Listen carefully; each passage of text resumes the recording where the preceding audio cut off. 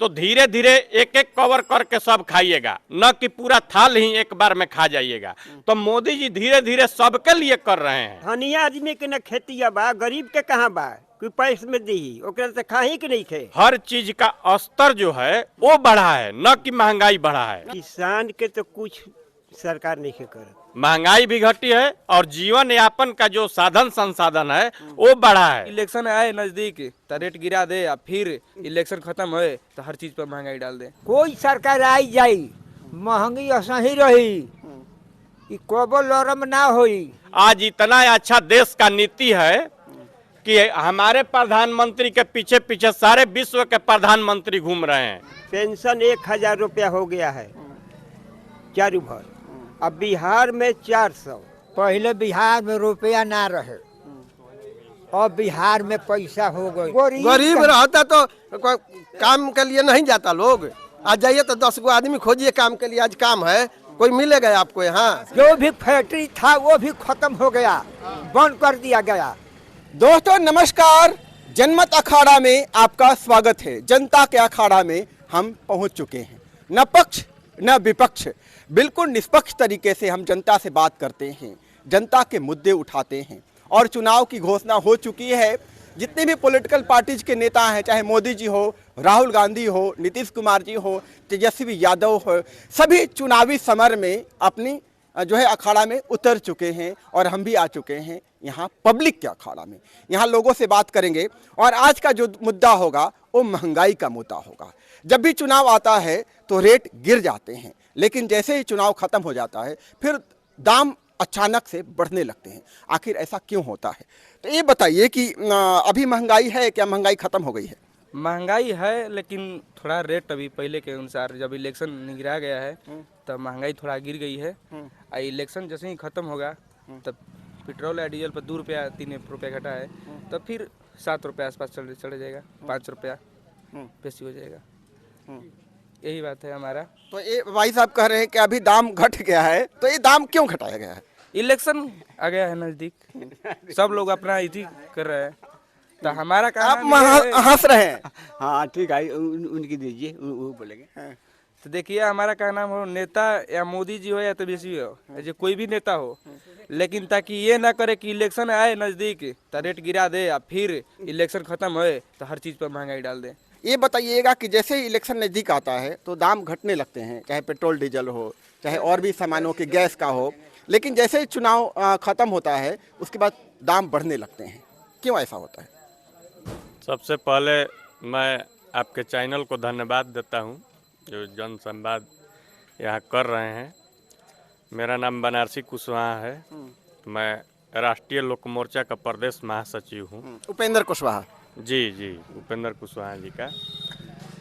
महंगाई बढ़ी नहीं है, महंगाई का जो स्तर है वो बढ़ा है। जैसे पहले लोग गरीबी में जीते थे, लेकिन जीवन यापन का मजदूर हो, किसान हो या सुखी संपन्न लोग हो, तो उसका जीवन का स्तर बढ़ गया। जैसे पहले देखिए बिजली कम थी, बिजली मिला, लोग जो बांस का बना हुआ पंखा था उसको झेलते थे, लेकिन आज गरीब के घर में भी जाइएगा तो कूलर आपको उपलब्ध मिलेगा, ठीक ना? तो वैसे ही हर चीज का स्तर जो है वो बढ़ा है, न कि महंगाई बढ़ा है। ना तो आपको लगता है कि मोदी राज आने के बाद 2014 के बाद से लोगों का जीवन स्तर बढ़ा है, महंगाई घटी है? हाँ, महंगाई भी घटी है और जीवन यापन का जो साधन संसाधन है वो बढ़ा है। और संभवतः हम ये आपको और आपके चैनल के माध्यम से जितने भी लोग देख रहे होंगे, पुनः अगर 5 वर्ष फिर सरकार मोदी जी का आया तो और सारी चीजें बदलेंगी और सुख सुविधा सबको मिलेगा। पहले हमारे प्रधानमंत्री दूसरे देश के प्रधानमंत्री के पीछे पीछे घूमते थे। आज इतना अच्छा देश का नीति है कि हमारे प्रधानमंत्री के पीछे पीछे सारे विश्व के प्रधानमंत्री घूम रहे हैं। तो इससे अच्छा हम लोगों को प्रधानमंत्री कहाँ मिलेंगे? नहीं, वो तो बात सही है कि अंतर्राष्ट्रीय स्तर पर मोदी की छवि विकसित हुई है। आगे बढ़ी है, देश आगे बढ़ा है, लेकिन आम व्यक्ति जो गांव का रहने वाला है, अंतर्राष्ट्रीय स्तर पर आप मानते हैं ना नहीं, कि ये मानते हैं, मैं मानते हैं, लेकिन बिहार की अगर बात किया जाए, सब लोग इसमें जानते हैं कि पेट भरने के लिए सबसे मस्ट जो है चावल और दाल, रोटी, यही 3 चीज जरूरी है। लेकिन उसमें चोखा भी रहता है, चटनी भी रहता है, पापड़ भी रहता है, सलाद भी रहता है। तो केवल पापड़ खा के आप पेट भर लीजिएगा? नहीं भर लीजिएगा। चटनी चाट के पेट भर लीजिएगा? नहीं भरिएगा। उसमें चावल दाल सलाद के साथ सारा चीज होता है। तो उसी में देश स्तर पर सारे चीज समाहित होकर एक देश बनता है और वो देश चलता है। तो उस स्तर से मोदी जी जो हैं देश चला रहे हैं और बहुत अच्छा से चला रहे हैं, सारे लोगों का ख्याल कर रहे हैं। जैसे आपको पेट भरना है और थाल में दे दिया जाए 5-8 प्रकार का भोजन, तो धीरे धीरे एक एक कवर करके सब खाइएगा, न कि पूरा थाल ही एक बार में खा जाइएगा। तो मोदी जी धीरे धीरे सबके लिए कर रहे हैं। अच्छा, अभी हमें किसान से बात, आप किसान हैं, खेती करते हैं, तो अभी कह रहे हैं कि महंगाई बढ़ी है लेकिन लोगों का जीवन स्तर बढ़ा है, तो इस महंगाई का किसानों के ऊपर क्या प्रभाव पड़ा है? किसान के तो कुछ सरकार नहीं के कर, कुछ भी ना। ऐसे कि धनी आदमी के पक्का के घर मिलता आ गरीब के झोपड़ी बा, बुझाता ना। लेकिन जो 2000 रुपया मिल रहा है, 2000 मिल रहा है, खाद खरीद में बचता नहीं है, वो कहाँ ले करेगा गरीब आदमी किसान। मेरा नाम धनेश्वर सिंह है, चांदी के रहने वाला हूँ। हमारा झोपड़ी है, अभी तक पक्का के घर धनी आदमी को उठ गया, कॉलोनी मिल गया, इंदिरा आवास मिल गया, हमको झोपड़ी है। तो सरकार पब्लिक के कहाँ जानते। तो आपको अनाज मिल रहा है ना जी? अरे अनाज मिल रहा है, 1 पसेरी मिल रहा है, तो 1 पसेरी हमको क्या होगा? बिहार में सुनिए, उसमें कटौती हो गया, अनाज में कटौती हो जाता है। हाँ, सुनिए ले आइए ना। मैं बिहार छोड़कर पेंशन 1000 रुपया हो गया है चारू भर। अब बिहार में 400, तो 400 पेंशन ले बूढ़ा बूढ़ी के काम चल जाएगा? बोलिए। इनका तो प्रश्न वाजिब है। जिस तरह से आप कह रहे हैं महंगाई जो है किसानों पर बहुत बुरा प्रभाव पड़ा है, समझ रहे हैं ना। अभी किसान आंदोलन भी कर रहे हैं। जिस तरह से हर चीज़ का महंगाई बढ़ा है, लेकिन किसान जो मेहनत करके खेती उपजाता है, अनाज उपजाता है, उसका एमएसपी बढ़ ही नहीं रहा है। उसका भी निश्चित आय होना चाहिए ना, निश्चित एक दाम होना चाहिए ना। देखिए 2014 में धान का रेट, मोदी जी ने कहा था कि आय 4 गुनी हो जाएगी। 4 गुनी हो जाएगी। 2014 के पहले धान का रेट जो था वो पैक्स में 1200 का था, जो धान किसान से लेती है। पूंजीपति ना बनेगा, गरीब का तो नोचाएगा। सुनिए, किसान पहले पैदा करते थे तो 30 मन 40 मन होते होते बहुत ज़्यादा हो जाता था, लेकिन सरकार ने नया नया टेक्निक लाया, नया बीज खाद उसमें बताया गया कि आप वेस्ट मत कीजिए इतना। इस तरह का अगर जिंक उसमें खोज रहा है तो जिंक दीजिए, फास्फोरस खोज रहा है तो फास्फोरस दीजिए। सॉइल टेस्ट कराया सरकार, और उपज जो है आज 1 बीघे में आपको 25 से 30 क्विंटल धान हो रहा है। नहीं, सब अच्छा ही है, तो फिर किसान आंदोलन क्यों हो रहा है? पहले सुनिए ना हमारा बात। 25 से 30 क्विंटल धान उपज हो रहा है। आज धान का रेट पैक्स में 2160 रुपए का है। तो सरकार भी खरीद रही है, प्राइवेट के लोग भी खरीद रहे हैं। धनिया आदमी के ना खेती बा, गरीब के कहाँ बा? कोई पैस में दी ओकरा से खाही के नहीं थे।